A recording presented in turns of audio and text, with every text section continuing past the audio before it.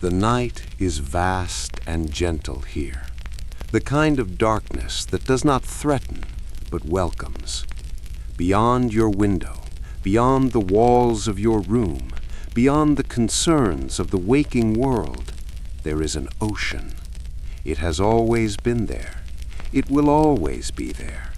And tonight, as you settle into the quiet comfort of rest, we invite you to drift with us across that ocean, not in body, but in spirit, to a world where the boundary between the living and the ancestors is as thin and permeable as the surface of the water itself, where every wave carries a memory, where every breeze whispers a name.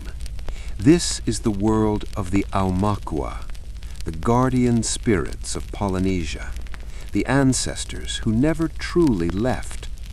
Close your eyes if you wish. Let the rhythm of these words become like the rhythm of the tide, slow, steady, eternal. There is nowhere you need to be, nothing you need to do.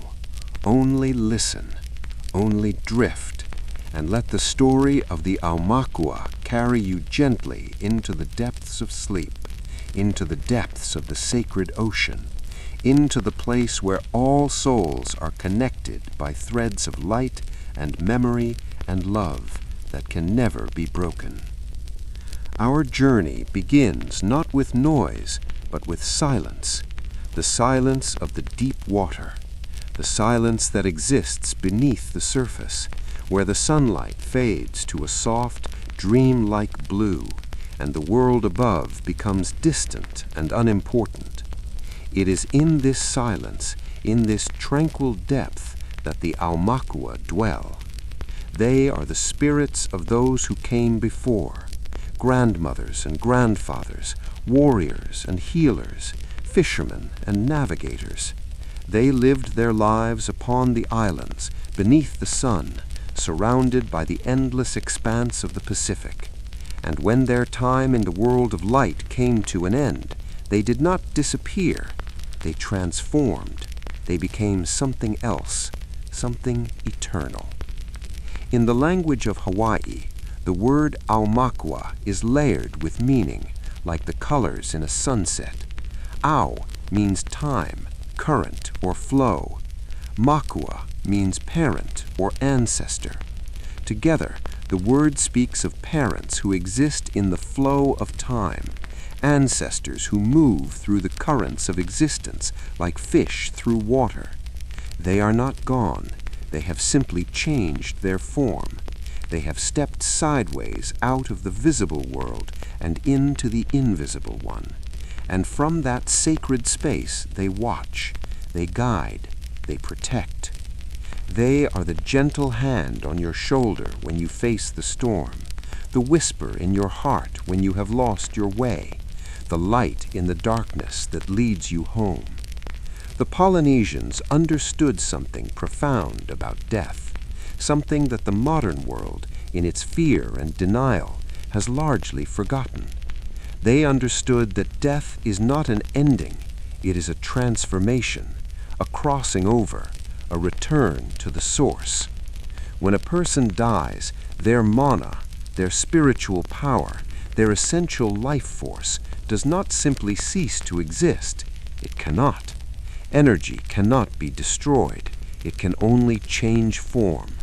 And so the ancestors, those beloved ones who have gone before, continue to exist, not as ghosts, not as shadows trapped between worlds, but as living, conscious, powerful beings who have transcended the limitations of flesh and entered into a state of pure spiritual existence. But the Aumakua are not distant. They are not abstract. They are intimately, personally connected to their living descendants.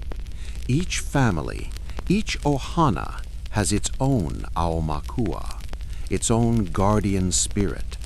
And that guardian takes a form, not a human form, but the form of a creature of the natural world, the ocean, the land, the sky. For the ancient Polynesians understood that all things are connected, that the boundary between human and animal, between spirit and matter, is not a wall, but a veil. And the Aumakua, in their wisdom, chose to appear not as distant ethereal ghosts, but as the living beings that shared the islands with their people, as sharks, as owls, as turtles, as eels, as hawks, as the very creatures that their descendants would see every day, in the waves, in the forests, in the sky above. Imagine, if you will, a fisherman. He wakes before dawn, as his father did, and his father's father before him. The stars are still bright above the ocean. The water is calm, smooth as glass, reflecting the infinite depths of the night sky. He pushes his canoe into the gentle waves and paddles out beyond the reef, beyond the safety of the shallow waters, into the deep blue expanse where the great fish dwell. He is alone, but he is not alone.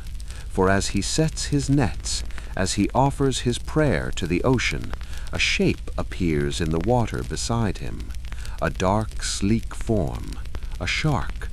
But this is not just any shark.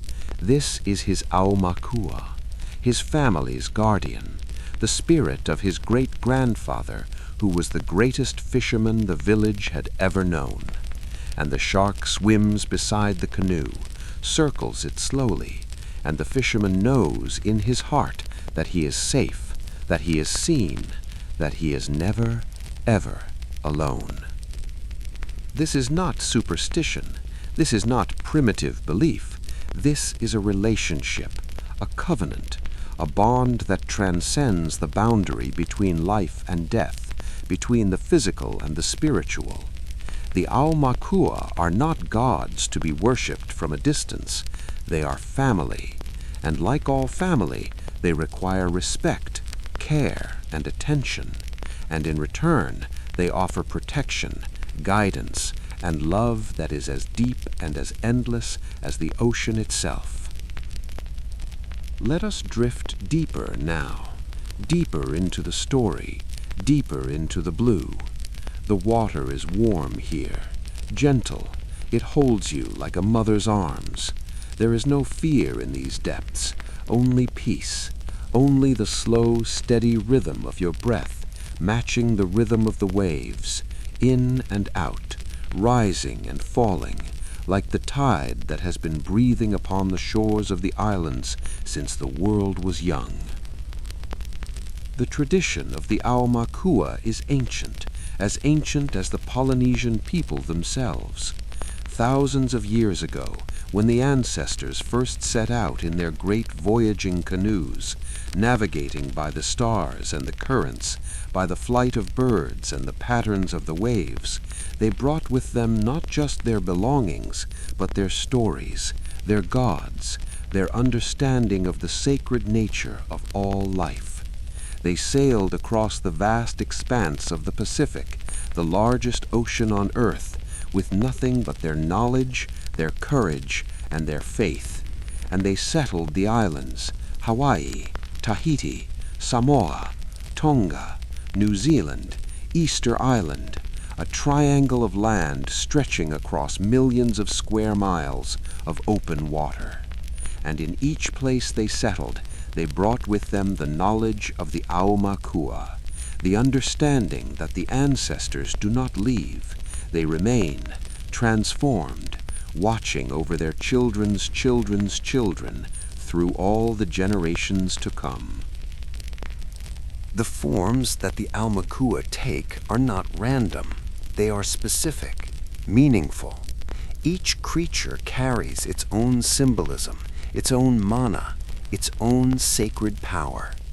Let us meet them now, one by one, these beautiful beings who serve as the bridges between the worlds.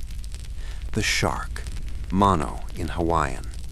The shark is perhaps the most powerful, the most feared, and the most respected of all the Aumakua forms. In the deep waters of the Pacific, the The shark is the apex predator, swift, strong, intelligent. It has survived unchanged for millions of years, a perfect creation, a master of its realm.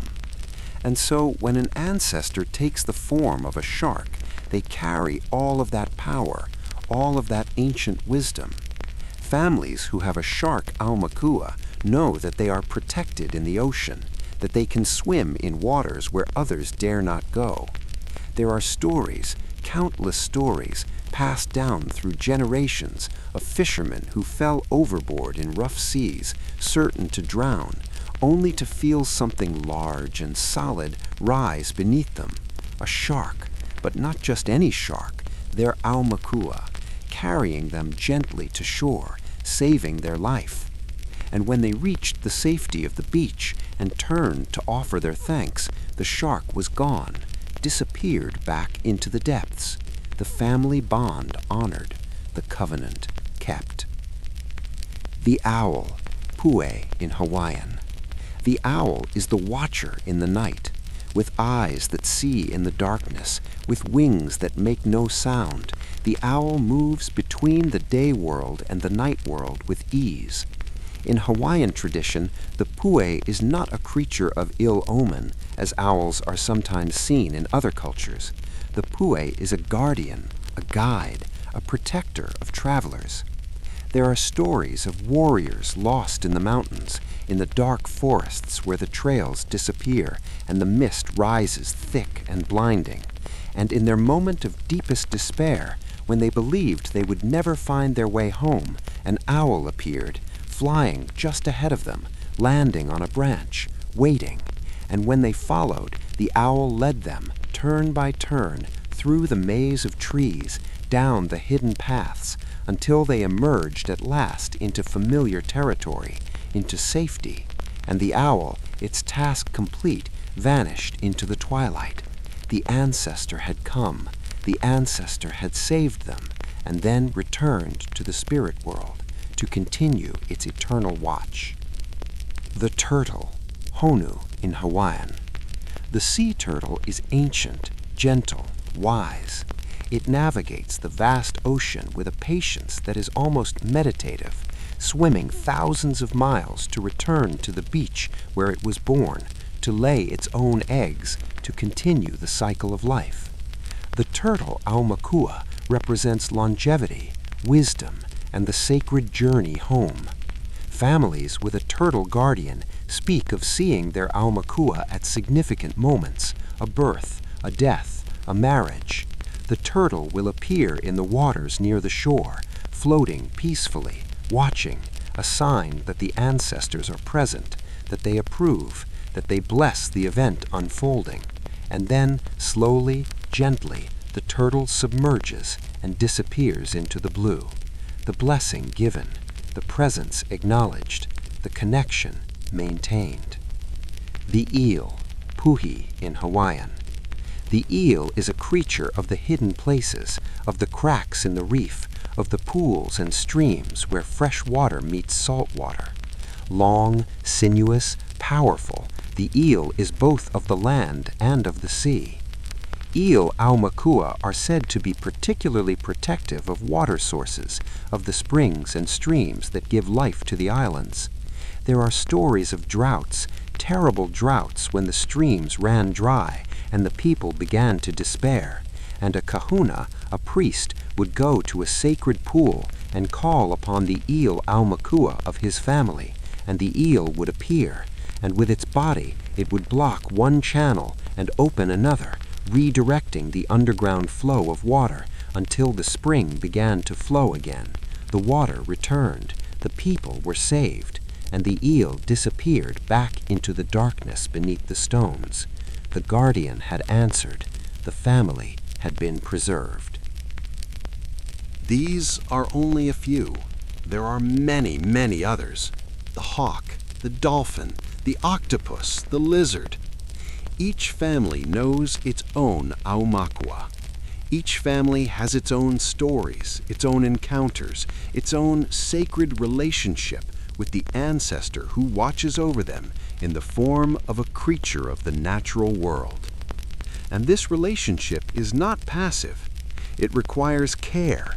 It requires respect. It requires, above all, the keeping of kapu. Kapu, the sacred prohibition, the law that cannot be broken. If your family's Aumakua is the shark, you must never eat shark. If your Aumakua is the turtle, you must never harm a turtle. To do so would be the gravest offense. It would be to harm your own ancestor, to break the covenant, to sever the bond that has been maintained across generations. And the consequences of such an act are not to be taken lightly. The stories tell of those who forgot, who ignored the old ways, who killed or ate their Aumakua creature, and the misfortune that followed was swift and terrible. Illness, accident, death, not as punishment from a vengeful spirit, but as the natural consequence of breaking a sacred law, of cutting oneself off from the protection and guidance of the ancestors, of choosing to stand alone in a universe that is far too vast, far too powerful for any mortal to face without the help of those who have gone before. But when the kapu is honored, when the relationship is maintained with reverence and love, the blessings of the Aumakua are abundant. They appear in dreams, offering warnings of danger or guidance for difficult decisions. They manifest in the waking world at crucial moments, their presence a reassurance that you are on the right path. And they protect. Oh, how they protect. The stories are endless. The fisherman caught in the sudden storm, his canoe capsized, swimming for his life, when a pod of dolphins surrounds him, shielding him from the sharks, guiding him to safety. The child who wanders too far into the forest and is led home by a hawk circling overhead. The diver who goes too deep and begins to lose consciousness, only to feel something push him upward, toward the light, toward air, toward life. The Aumakua, always watching, always waiting, always ready to step in when their living family needs them most. Let the water hold you now. Let yourself sink a little deeper into rest. Your breathing is slow. Your body is relaxed. And as you drift, imagine that you are floating in a warm tropical sea. The sun has set. The stars are beginning to appear above you. And beneath you, the water glows with a soft bioluminescent light. Each movement you make creates ripples of blue-green fire in the darkness. And in those ripples, you sense a presence, not frightening, not alien, familiar, like a memory from a dream you once had long ago. Something ancient, something loving, something that has been waiting patiently for you to remember, to come home. The Aumakua, your Aumakua, swimming beside you in the gentle dark, watching over you as you have always been watched over, as you will always be watched over, across all the years of your life and beyond. The relationship with the Aumakua begins at birth. In traditional Hawaiian culture, when a child was born, the ohana would watch carefully for signs. What creature appeared near the home in the days following the birth? A hawk perched on the roof, an owl calling in the night, a shark seen swimming near the shore. These were not coincidences. These were announcements, the ancestor declaring itself, claiming its place as the guardian of this new life. And from that moment forward, the child would be taught to recognize and honor their Aumakua. They would learn the stories of the ancestor who had taken that form. They would learn the kapu. They would be told of the times when the Aumakua had saved members of the family. And they would grow up knowing with absolute certainty that they were not alone, that they were part of something larger than themselves, part of a family that stretched back through time and would stretch forward into the future, a family that included not just the living, but the dead, not just humans, but the creatures of the earth and sea and sky, a family woven together by love and blood and spirit into a tapestry so strong that not even death could tear it apart. When a person died, the transition from human to Aumakua was not automatic. It required certain conditions. The deceased had to have lived a good life, a life of pono, of righteousness and balance. They had to have fulfilled their responsibilities to their family and their community. And most importantly, their family had to remember them, to honor them, to speak their name, to tell their stories. For in Polynesian belief, as in many indigenous traditions around the world, memory is what keeps the ancestors alive. To be forgotten is to truly die, to fade away into nothingness. But to be remembered, to have your name spoken with love and respect, to have your stories told to the children and grandchildren, this keeps you alive. This gives you power in the spirit world. This allows you to become Aumakua, to take your place as guardian, to continue to love and protect your family from the other side of the veil. And so the Hawaiians and the Polynesians practiced ancestor veneration with a depth and consistency that was woven into every aspect of their daily lives. They built shrines in their homes where they left offerings of food for the ancestors. They poured water on the ground before drinking, a libation for those who had gone before.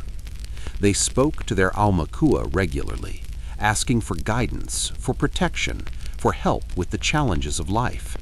And they listened.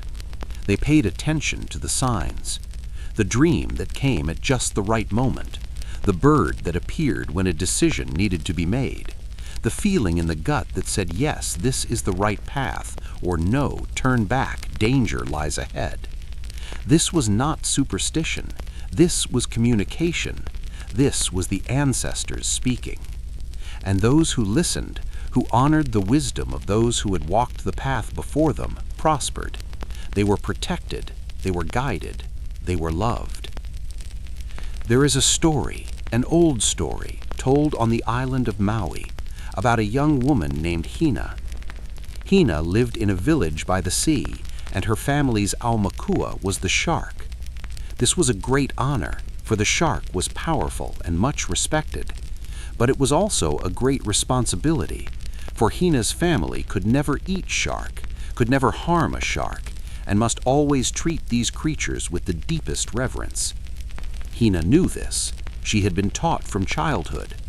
But as she grew older, as she became a woman, the old ways began to seem distant to her, stories from a time before, stories that perhaps were not really true.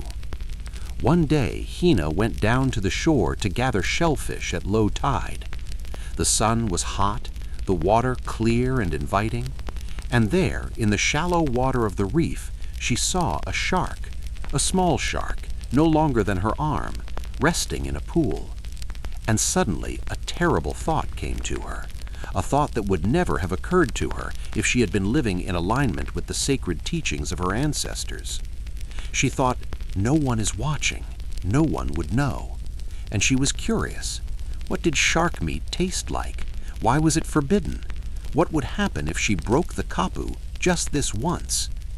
She looked around. The beach was empty, and before she could think, before wisdom could override impulse, she reached down and grabbed the small shark. It struggled, but she held it firmly. She carried it home. She prepared a fire, and she cooked it, and she ate it. And for a moment, nothing happened. The sky did not fall, the earth did not open, and Hina thought, see, it was just a superstition, just an old story. Nothing is different. I am fine. But that night she dreamed, and in her dream she stood on the shore of a vast ocean, and rising from the water, larger than any shark that had ever lived, was her great-great-grandfather. She knew him, though she had never met him in life. She knew him in her soul, and his eyes, the eyes of the shark, looked at her with such sorrow, such disappointment. He did not speak with words, but she understood. You have broken the covenant. You have eaten your own ancestor, and in doing so, you have cut yourself off from our protection. You are alone now, alone in ways you cannot yet understand." And then he sank back into the water, and the water closed over him, and Hina woke up screaming. From that night forward, everything in Hina's life went wrong. Her nets caught nothing. Her garden withered. She fell ill with a sickness that no healer could cure, and she knew what she had done. In desperation, she went to the kahuna of her village, the priest who knew the old ways, and she confessed everything. And the kahuna looked at her with sadness and said, "You must seek forgiveness. You must go to the ocean. You must call upon your Aumakua. You must offer everything you have, your remorse, your love, your promise to never, ever break the kapu again. And perhaps, if your ancestor is merciful, the bond can be restored." And so Hina went to the ocean. She waded out into the water until it was up to her waist, and she spoke. She spoke to her great-great-grandfather. She told him she was sorry. She told him she understood now. She told him she would honor the kapu for the rest of her life, and she would teach her children and her children's children so that this mistake would never be repeated. And she wept, and her tears fell into the ocean and became part of the salt water, part of the great body that connects all things. And then, in the water before her, a shape appeared, a shark. It swam in a slow circle around her, once, twice, 3 times, and then it swam close, so close she could have touched it, and it looked at her with eyes that held both sternness and love. And then it swam away, out into the deep, and Hina knew she was forgiven. The bond was restored. The ancestor had accepted her apology, and she walked back to shore, knowing that she would never, ever take that relationship for granted again. The story is a teaching, a reminder. The Aumakua are not distant, abstract spirits. They are your family. And like all family relationships, the bond requires care, attention, respect, and love. Neglect it, and it weakens. Honor it, and it grows stronger with each generation. This is the wisdom that the ancient Polynesians understood so well, that we are not alone. We have never been alone. We are surrounded, always, by those who came before us, by the ancestors who watch over us, by the Aumakua who swim in the waters around our islands, who fly in the skies above our heads, who move through the forests and the reefs and the sacred places, waiting patiently for us to remember, to call upon them, to honor them, to allow them to do what they most want to do, to protect us, to guide us, to love us across the boundary of death itself. Let yourself drift now. Drift deeper into the gentle dark. The water holds you. The stars shine above you. And beneath you, in the blue depths, you sense them. All of them. All the Aumakua. All the ancestors in their many forms. Swimming, flying, watching, waiting. A great congregation of guardian spirits, each one connected to a family, to a lineage, to a living person somewhere in the world who carries their blood, their name, their story. And among them, perhaps, is yours, your own Aumakua, your own ancestor who has taken the form of a creature of the natural world. Perhaps you know them. Perhaps you have seen them in your dreams or in your waking life and not understood what you were seeing. Or perhaps you have forgotten. Perhaps the connection has grown thin over the years, over the generations, as the old ways faded and the modern world, with its noise and its hurry and its disbelief in anything that cannot be measured or explained, has drowned out the quiet voice of the ancestors. But they have not forgotten you. They could never forget you, because you carry them in your blood, in your bones, in the very structure of your DNA. You are them, continued. You are their hope, their future, their immortality, and they watch over you still, even if you have forgotten them, especially if you have forgotten them, because that is what love does. Love does not require reciprocity to continue. Love simply is. And the love of the ancestors, the love of the Aumakua, is the deepest, purest, most unconditional love in all of existence. It is the love that says, I will protect you even if you do not know I am here. I will guide you even if you do not hear my voice. I will wait for you, patiently, eternally, until you remember, until you come home. In the modern world, the tradition of the Aumakua continues. In Hawaii, in Samoa, in Tonga, in all the places where Polynesian culture still lives and breathes, families still honor their Aumakua. They still teach their children the stories. They still observe the kapu, and they still experience the presence of their ancestors in profound and undeniable ways.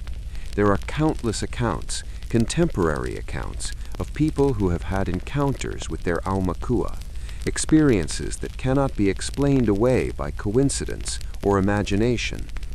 A surfer caught in a riptide, dragged out to sea, exhausted, certain he is going to drown, and suddenly a sea turtle appears beside him, large, ancient, calm, and the turtle swims close, and the surfer, in his desperation, reaches out and grabs the turtle's shell, and the turtle, instead of diving or fleeing, begins to swim, slowly, steadily, pulling the surfer through the current, back toward shore, back toward life.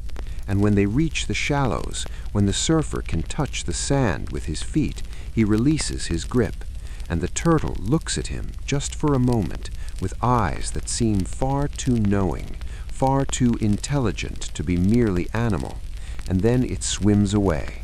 And the surfer, shaking, weeping with relief and with something deeper than relief, knows that was not just a turtle, that was his Aumakua, his great-grandmother, who loved to swim in these waters when she was alive, who promised when she died that she would always watch over her grandchildren when they went into the sea, and she kept her promise. Across the boundary of death itself, she kept her promise. These stories are not rare. They are not isolated incidents. They happen all the time to people who believe, to people who remember, to people who have maintained the sacred relationship with their ancestors, and even sometimes to people who have forgotten, because the Aumakua remember even when we do not. The bond is never truly broken, not from their side, only from ours, and it can always, always be restored. All it takes is remembrance, acknowledgement, a word spoken to the wind, to the water, to the night, a simple recognition. I remember you. I honor you. I ask for your guidance and your protection. And the ancestors hear, and they respond, and the bond, which was always there, simply becomes visible once more, felt once more, known once more. There is a ceremony, a beautiful ceremony, called the hookupu. It is a ceremony of offering, of gratitude, of honoring the Aumakua. It can be performed by anyone at any time, but it is particularly powerful when performed at significant moments: a birth, a graduation, a marriage, the start of a new journey. The ceremony is simple. You go to the place where your Aumakua dwells. If your Aumakua is a shark or a turtle, you go to the ocean. If it is an owl or a hawk, you go to a high place, a cliff or a mountain. If it is an eel, you go to a stream or a sacred pool, and you bring an offering, not something expensive or elaborate, something simple, something from the heart. A lei of flowers, a bowl of poi, fresh water, fruit, And you place the offering in the water, or on a stone, or at the base of a tree, and you speak. You speak to your ancestor by name, if you know it, or you speak simply to your Aumakua, acknowledging their presence, thanking them for their protection, asking for their continued guidance. And then you are silent. You wait. You watch. You listen. And very often the Aumakua appears. Not always, but often. A turtle surfaces, an owl calls, a shark swims past, a visible, tangible confirmation that you have been heard, that you are seen, that the bond is acknowledged, that the love continues. And in that moment, something happens, something that cannot be adequately described in words, but can only be felt. A sense of profound peace, of connection, of belonging to something larger than yourself, of knowing with absolute certainty that you are not alone, that you have never been alone, that there are beings, powerful and loving beings, who have been watching over you since before you were born, and who will continue to watch over you long after your own body has returned to the earth. And that one day, when your time in this world is complete, you too will transform. You too will become Aumakua. You too will take the form of a creature of the natural world and watch over your own children, your own grandchildren, your own descendants, protecting them, guiding them, loving them across all the generations to come. This is the great cycle. This is the promise. This is the truth that the Polynesians have known for thousands of years. Death is not an ending. It is a transformation. It is a return. It is a continuation of love in a different form. The ocean breathes around you now, in and out, rising and falling. The eternal rhythm, the heartbeat of the earth itself. And you are part of that rhythm. You have always been part of it. Your breath matches the breath of the waves. Your heartbeat matches the heartbeat of the sea. And in that synchronicity, you understand. You are not separate from nature. You are nature. You are the ocean. You are the creatures that swim in it. You are the ancestors who watch over it. You are all of these things, all at once, connected by invisible threads of spirit and memory and love that can never be broken, no matter how far you wander, no matter how deeply you forget. The Aumakua remember, and they are calling you home, home to yourself, home to your family, home to the truth of who you really are. Let yourself rest now. Let the story settle into your bones like the sediment settling to the ocean floor, soft, gentle, peaceful.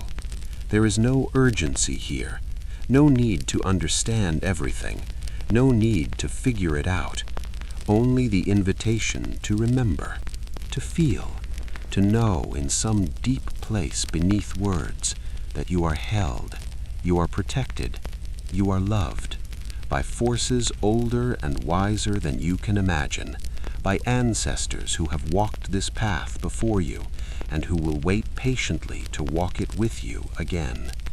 In your dreams tonight, they may come to you in the form of a creature, in the form of a feeling, in the form of a knowing that rises up from some ancient place inside you and says, yes, this is true.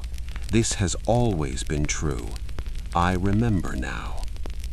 And when you wake, if you wish, you can begin to rebuild that relationship, to learn about your own ancestry, to discover if your family has its own Aumakua tradition, its own stories of guardian spirits and ancestral protection.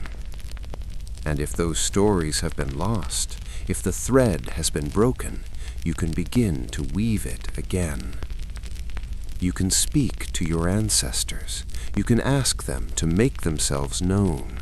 You can pay attention to the creatures that cross your path, the animals that appear in your dreams, the signs that the universe is always offering, if only we have eyes to see and ears to hear. The Aumakua are there. They have always been there, waiting, watching, loving, ready to resume their ancient role as guardians, as guides, as the bridge between the worlds.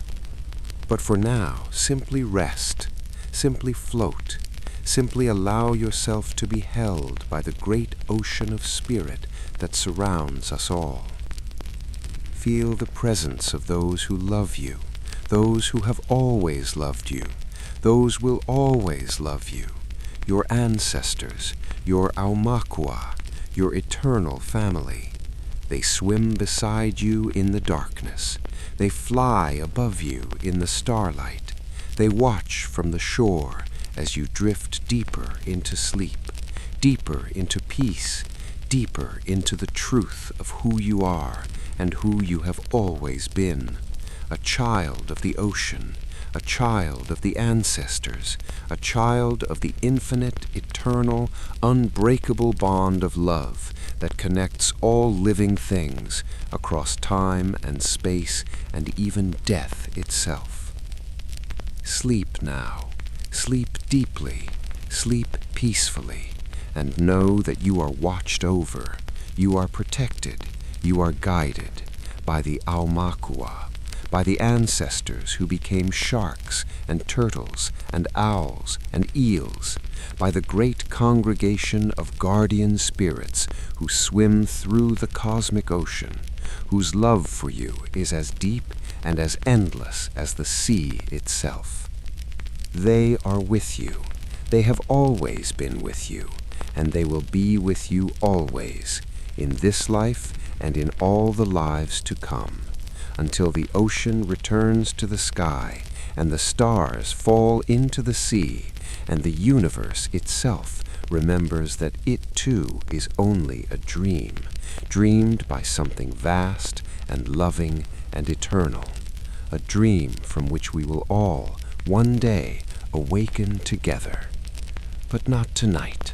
Tonight we simply drift, we simply float, we simply allow ourselves to be held by the water, by the darkness, by the love that has no beginning and no end, the love of the Aumakua, the guardians of the ancestral sea. Rest now, traveler. The ancestors have you. You are safe. You are home.